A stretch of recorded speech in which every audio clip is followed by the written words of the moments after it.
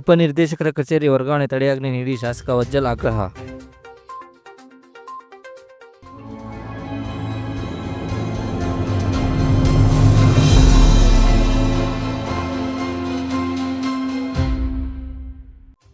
Kannada today ನ್ಯೂಸ್ಗೆ ಸ್ವಾಗತ. ನಾನು ರಾಹುಲ್ ಸುಕ್ತೇಕರ್.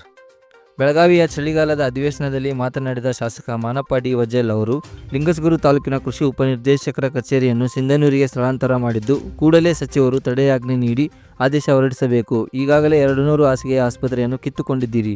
ಹೀಗೆ ಮುಂದೊಂದು ಕಚೇರಿಯನ್ನು ಕಿತ್ತುಕೊಂಡು ನನ್ನ ಕ್ಷೇತ್ರವನ್ನೇ ಈ ಸರ್ಕಾರ ಗುರಿಯಾಗಿಸಿ ಆದೇಶ ನೀಡುವಂತಿದೆ. ಹಲವು ಸಂಘಟನೆಯ ಹೋರಾಟಗಾರರು ಉಪವಾಸ ಸತ್ಯಾಗ್ರಹ ಮಾಡುತ್ತಿದ್ದು, ನಾನು ಸಹ ಭಾಗವಹಿಸಬೇಕಾಗಿದೆ. ಆದೇಶ ನೀಡದೆ ಕಚೇರಿ ಸ್ಥಳಾಂತರಗೊಂಡಿದೆ. ಆದರೆ ಲಿಂಗಸಗೂರು ತಾಲೂಕಿನಲ್ಲಿ ನಡೆಯುವ ಹೋರಾಟದ ಪರಿಣಾಮಕ್ಕೆ ಹೊಣೆ ನೇರವಾಗಿ ಸರ್ಕಾರವೇ ಆಗುತ್ತದೆ ಎಂದು ಕೃಷಿ ಸಚಿವರ ವಿರುದ್ಧ ಬೇಗನೆ ತಡೆ ಆದೇಶ ಹೊರಡಿಸಲು ಆಗ್ರಹಿಸಿದರು. ಭಾಳ ಹತ್ರ ಅವ್ರೆ. ಸನ್ಮಾನ್ಯ ಅಧ್ಯಕ್ಷರೇ, ನಾನು ಮನವಿ ಮಾಡ್ಕೊಳ್ಳೋದಿಷ್ಟೇ, ಲಿಂಗಸೂರು ತಾಲೂಕಿನಲ್ಲಿರ್ತಕ್ಕಂಥ ಉಪನಿರ್ದೇಶಕರ ಕಚೇರಿಯನ್ನು ಸಿಂಧನೂರಿಗೆ ಸ್ಥಳಾಂತರ ಮಾಡ್ತಕ್ಕಂಥದ್ದು ಯಾರೋ ನಮ್ಮ ಸಚಿವರಿಗೆ ಅಧಿಕಾರಿಗಳು ತಪ್ಪು ಮಾಹಿತಿಯನ್ನು ಕೊಟ್ಟು ಸಚಿವರ ಹೆಸರು ಕೆಡಿಸ್ತಕ್ಕಂಥ ಕೆಲಸ ಮಾಡ್ತಿದ್ದಾರೆ. ಲಿಂಗಸೂರಿನಲ್ಲಿ ಒಳ್ಳೆ ಕೆಲಸ ಮಾಡ್ತಾ ಇದೆ. ಅದನ್ನು ಸಿಂಧನೂರಿಗೆ ಸ್ಥಳಾಂತರ ಮಾಡೋದ್ರಿಂದ ಸರ್ಕಾರಕ್ಕೆ ಏನು ಲಾಭ ಇದೆ?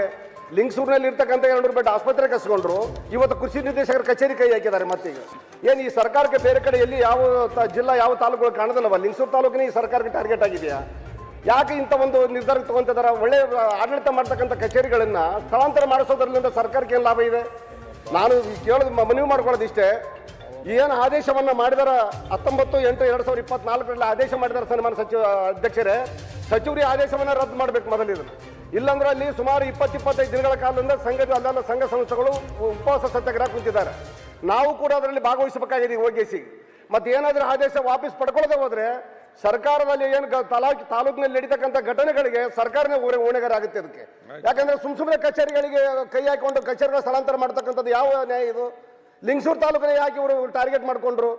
200 ಬೆಡ್ ಆಸ್ಪತ್ರೆ ಕಸ್ಕೊಂಡ್ರು, ಇವತ್ತು ಉಪನಿರ್ದೇಶಕರ ಕಚೇರಿ ಕಸ್ಕೊಂತಿದ್ದಾರೆ. ಇದ್ರ ಅರ್ಥ ಏನಿದ್ರು? ಸರ್ಕಾರ ಯಾಕಿಂತ ತೀರ್ಮಾನ ತಗೊಂತ ಇದೆ? ನಾನು ಮನವಿ ಮಾಡ್ಕೊಳ್ಳೋದಿಷ್ಟೇ, ಯಾವುದೇ ಕಾರಣಕ್ಕ ಕೃಷಿ ನಿರ್ದೇಶಕರ ಕಚೇರಿಯನ್ನ ನಾವು ಅಲ್ಲಿ ಸ್ಥಳಾಂತರ ಆಗಿ ಬಿಡಲ್ಲ. ಸ್ಪಷ್ಟ ಹೇಳಿದಾರಲ್ಲ, ಕಚೇರಿ ಸ್ಥಳಾಂತರಗೊಂಡಿರುವುದಿಲ್ಲ ಹಾಗೂ ಲಿಂಗಸೂರಿನಲ್ಲಿ ಕಾರ್ಯನಿರ್ವಹಿಸಿ ಹೇಳಿದಾರಲ್ಲ ಸರ್. ಆದೇಶ ರದ್ದು ಮಾಡ್ಬೇಕಲ್ಲ, ಆದೇಶ ವಾಪಸ್ ತಗೋಬೇಕಲ್ಲ, ಅದನ್ನ ಹಂಗೆ ಉಳಿಸ್ಕೊಂಡ್ರೆ ಅಂದ್ರೆ ಅದು ಮತ್ತೆ ಗೊಂದಲಕ್ಕೀಡಾಗುತ್ತೆ.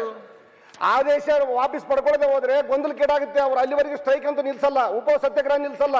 ಅದ್ರಲ್ಲಿ ನಾವು ಭಾಗವಹಿಸಬೇಕಾಗುತ್ತೆ. ದಯಮಾಡಿ ಆದೇಶ ರದ್ದು ಮಾಡೋದು ಈಗ ಅವ್ರು ಹೇಳಿದ್ದಾರೆ ವಿಷಯ ಏನಂತ ಹೇಳಿ ಸರ್. ಇದನ್ನು ಮುಂದೆ ಅಲ್ಲೇ ನಿರ್ವಹಿಸ್ತದೆ ಅಂತ ಹೇಳಿದಾರೆ ಈಗ ಅಷ್ಟೇ. ಆದ್ರೆ ಆದೇಶ ರದ್ದು ಮಾಡಬೇಕು. ಆದೇಶ ರದ್ದು ಮಾಡಿದ ಮೇಲೆ ಮಾತ್ರ ಇದು ಮುಂದೆ ಕಂಟಿನ್ಯೂ ಆಗುತ್ತೆ. ಅಲ್ಲಿ ಆದೇಶ ಇಟ್ಕೊಂಡು ಅಧಿಕಾರಿಗಳು ಆಟ ಆಡಕತ್ತಿದ್ರೆ ಅವತ್ತಿನ ದಿವಸ ಮತ್ತೆ ನಾವು ಸಚಿವರ ಮೇಲೆ ಹೋಗ್ಬೇಕಾಗ್ತದೆ, ಸಚಿವರ ಆಫೀಸ್ ಮುಂದೆ ಕುಂದಿರ್ಬೇಕಾಗ್ತದೆ ನೀವು ಹೋಗಿ ನಾವು